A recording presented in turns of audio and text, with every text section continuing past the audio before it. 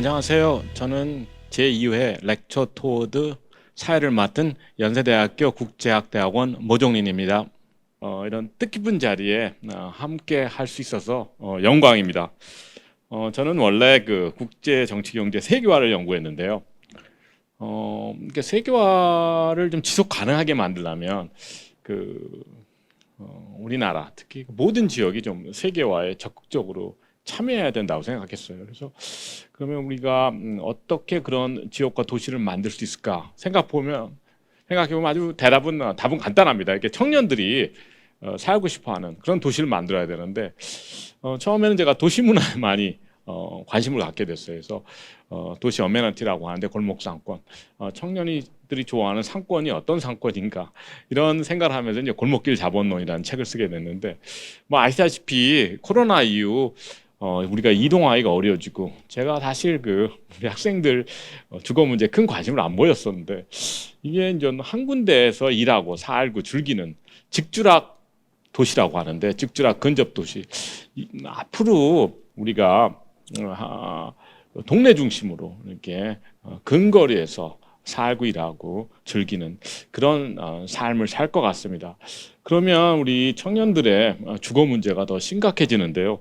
이런 생각을 많이 하고 있었는데 마침 청년 공간과 주거 문제에 대한 제2차 강연의 사회를 보게 됐습니다. 그래서 오늘 이렇게 청중 여러분 그리고 강연자와 함께 굉장히 중요한 문제예요. 청년 공간과 주거에 대해서 토론할 기회를 가진 것은 저는 개인적으로도 굉장히 흥미있고 의미 있는 시간이 될 것 같습니다. 오늘 이 자리에는 아주 다양한 배경과 경험을 가진 강연자분들이 나오셨는데요. 학생 때부터 주거 공간을 찾아다니는 그런 고군분투한 과정을 창작물로 만드신 콘텐츠 제작자, 그리고 공간 사업을 직접 운영하시는 분, 마지막으로 청년 주거 문제 해결을 위해 직접 창업한 청년까지 아주 다양한 우리가 경험을 들을 수 있을 것 같아요. 그래서 우리가 이런 그 강연과 토론을 통해서 우리의 궁금증, 저 개인적인 궁금증도 많은데 해소하고 우리가 그 좋은 해결책을 찾기 위해서 자유롭게 소통하는 시간이 되었으면 좋겠습니다. 그러면 본격적으로 강연을 시작하겠는데요. 원래 우리가 코로나만 없었으면 강연자, 청중 그리고 저 이렇게 같이 저녁 식사를 같이 하면서 회의를 진행하려고 했었는데 아쉽게도 우리가 코로나 확산 예방을 위해서 온라인으로 진행하게 되었습니다. 하루빨리 우리가 함께 모여서 그죠? 여러분들이 재단 컨퍼런스홀에서 다시 만날 수 있는 날이 오길 바랍니다. 오늘 그 강연은 세 분 강연 그리고 이제 질의응답 시간이 있는데요. 각 강연자는 15분씩 발표하십니다. 그리고 강연이 끝나면 45분의 질의응답 시간이 있을 예정입니다. 우리 혹시 강연 중에 질문이 있으시면 사전에 안내해드린 대로 손들기 기능을 사용하시면 되고요. 좀 기다리셨다가 강연이 끝나면 우리 질의응답 시간에 강연자에게 직접 질문할 기회를 드리겠습니다. 청년 공간과 주거 문제라는 주제로 진행된 제2회 렉처 토워드 강연의 첫 번째 발표자는 박소희 님입니다. 박소희 님은 위키트리 네이티브 에드팀에서 일하셨고 현재는 많은 대학생들이 경청하고 찾는 정보 채널이죠. 대학내일 콘텐츠 팀 에디터로 일하고 계십니다. 대학내일 콘텐츠 중 열렬한 반응을 받았던 나의 자취방 연대기 시리즈의 작가이시기도 한데요. 그럼 우리 박소희 연사님을 연단 위로 모시겠습니다.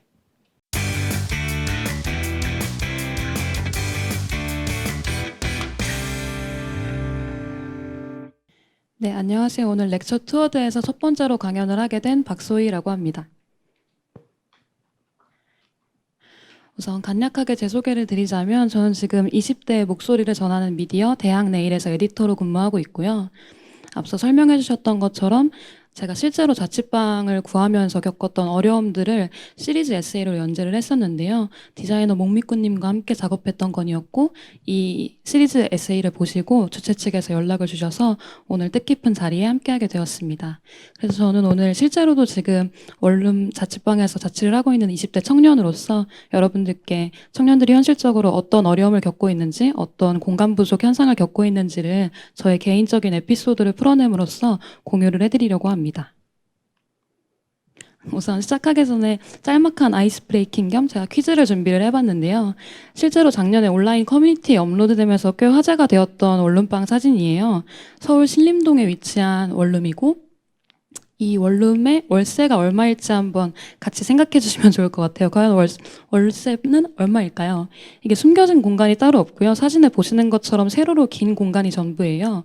이 아래에 보시는 저 현관문 옆에 문은 화장실이고요.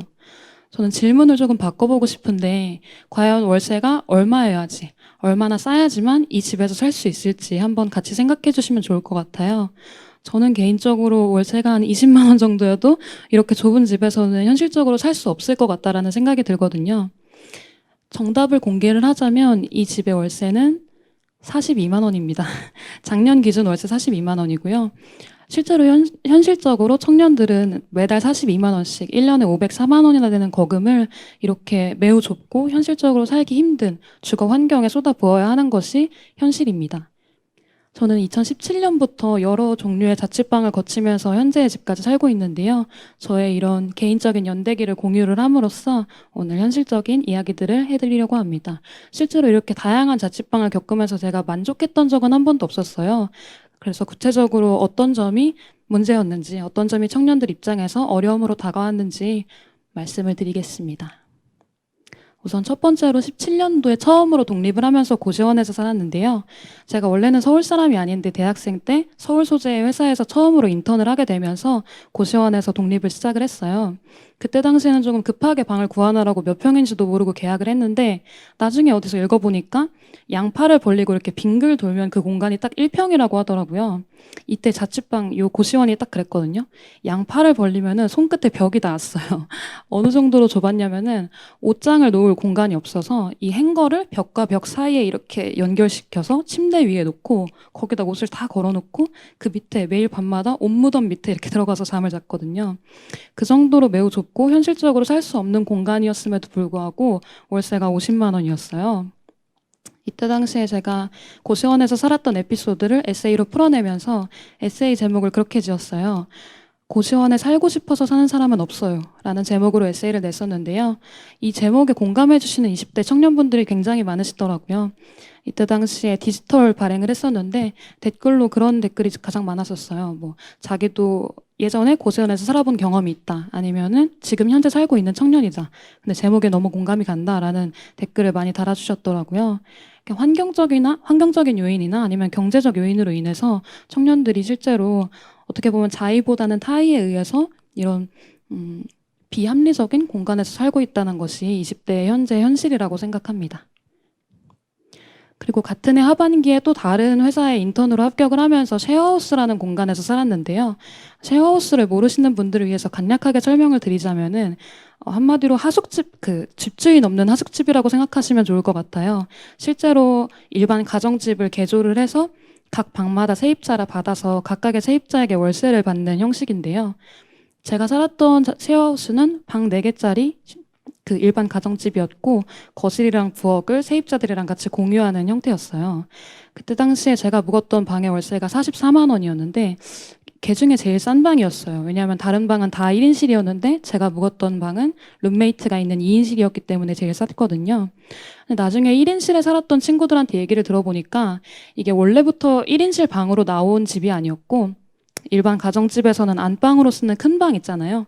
그 방 가운데다 가벽을 세워놓고 각각의 세입자를 받고 각각한테 월세를 받은 형식이었더라고요.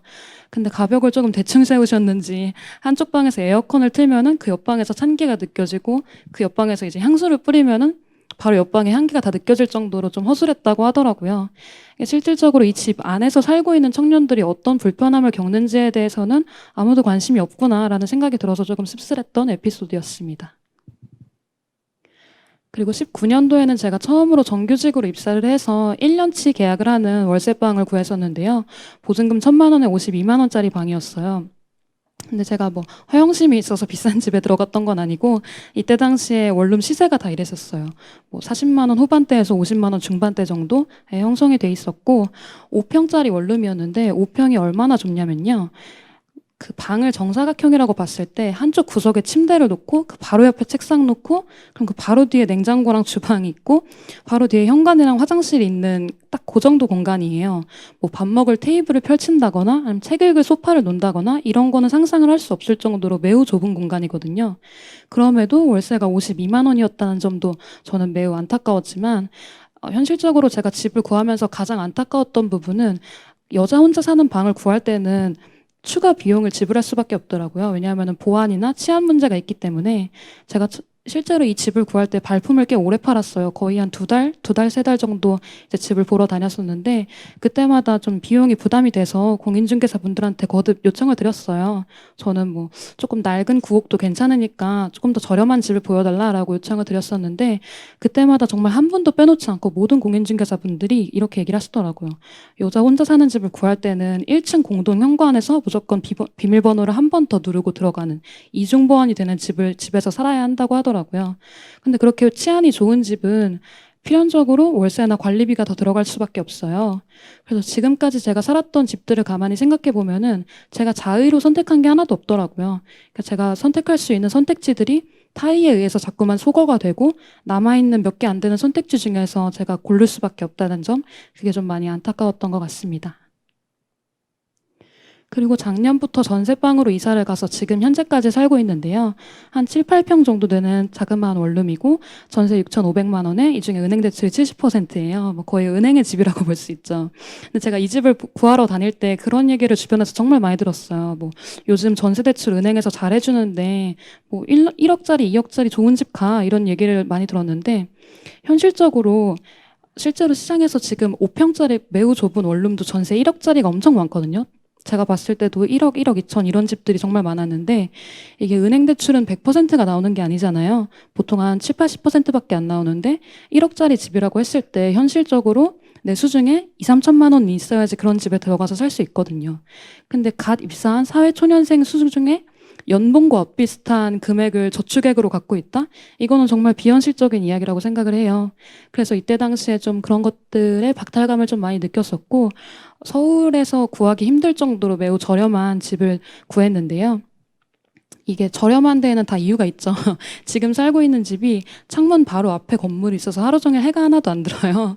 근데 이런 집에서 살 수밖에 없다는 점, 뭐 환경적으로나 경제적인 이유로 이런 집을 고를 수밖에 없었다는 점, 이런 개인적인 에피소드를 공유를 드리면서 실제로 어떤 어려움을 겪었는지 공유를 드리고 싶었습니다. 제가 지금까지 살았던 집들의 공통점을 한번 갈무리를 해봤는데요. 일단 사람이 살 수 없을 정도로 말도 안 되게 좁은 공간들이었고요. 공간 분리가 전혀 안 되는 집들이었는데 공간 분리가 안 된다는 말은 무슨 말이냐면은 뭐 이 방은 거실, 이 방은 침실, 여기는 부엌 이런 식으로 공간을 분리하는 게 무의미할 정도로 매우 좁았다는 점, 그런 뜻이고요. 뭐 당연히 취미생활이나 문화적 소양을 기를 수 있는 그런 공간은 나오지 않았고요. 그리고 다른 사람을 집에 초대할 수가 없어요. 다른 사람을 초대하면은 이렇게 스탠딩 파티처럼 서서 계셔야 되기 때문에 전혀 초대를 할 수 없었는데요. 저는 이 공통점들을 가만히 들여다보고 있으니까 왜 자꾸 청년 공간이 생겨나는가에 대한 답인 것 같더라고요. 공간이 말도 안 되게 좁기 때문에 좀 더 넓은, 좀 더 쾌적한 공간을 찾아서 청년들이 나가는 거고요. 공간 분리가 전혀 안 되기 때문에 분리되어 있는 공간, 어떤 한 공간에 특화되어 있는 공간에 간다고 생각을 해요. 요즘 20대 청년들 사이에서 공유 주방이라는 공간도 되게 각광을 받고 있거든요. 말 그대로 한 공간을 주방으로만 꾸며놓고 누구든지 와서 자유롭게 그 공간을 공유하면서 각자 요리를 해먹는 공간이에요. 이게 좁은 자취방, 원룸방에서 요리를 해보신 분이라면 아시겠지만 원룸에서 요리를 하면은 침대랑 옷장의 냄새가 다 배거든요. 뭐 마땅한 식기류를 갖추고 있는 1인 가구가 많지도 않고요. 그래서 그런 공유주방 같은 청년 공간이 늘어나고 있는 거라고 생각을 합니다. 뭐 취미생활이나 문화적 소양을 기르는 공간은 너무 많기 때문에 부연 설명을 할 필요가 없다고 생각을 하고요. 그리고 또 나의 공간에 내 또래의 친구들을 초대를 할 수가 없기 때문에 그 친구들이 모여있는 그 청년 공간에 내가 가서 게더링을 하는 것이라고 생각을 합니다. 그래서 이러한 일련의 문제를 봤을 때 저는 청년 공간 확충과 함께 근본적으로는 청년 주거 문제 해결이 같이 가야 된다고 생각해요. 이 두 가지 문제는 떼놓을 수 없고 이 두 개가 같이 가야 된다고 생각을 하는데요. 물론 이제 청년분들도 이거를 당장 해결하기를 원하는 건 아니에요. 당장 해결할 수 없다는 것도 알고 있고 현실적으로 어려운 거를 알고 있는데요. 중요한 점은 그거 같아요. 이제 멀지 않은 미래에 이 현실이 개선되리라는 희망이 보이는 상태랑 그 어떤 희망도 보이지 않는 상태랑은 그 차이가 정말 크거든요. 오늘 저는 이 강연, 렉처 투어드 강연을 통해서 청년분들이 아주 조금이나마 아주 야트막한 희망의 빛이나마 보게 되는 그런 기회가 되었으면 좋겠습니다. 제가 준비한 강연은 여기까지입니다. 감사합니다.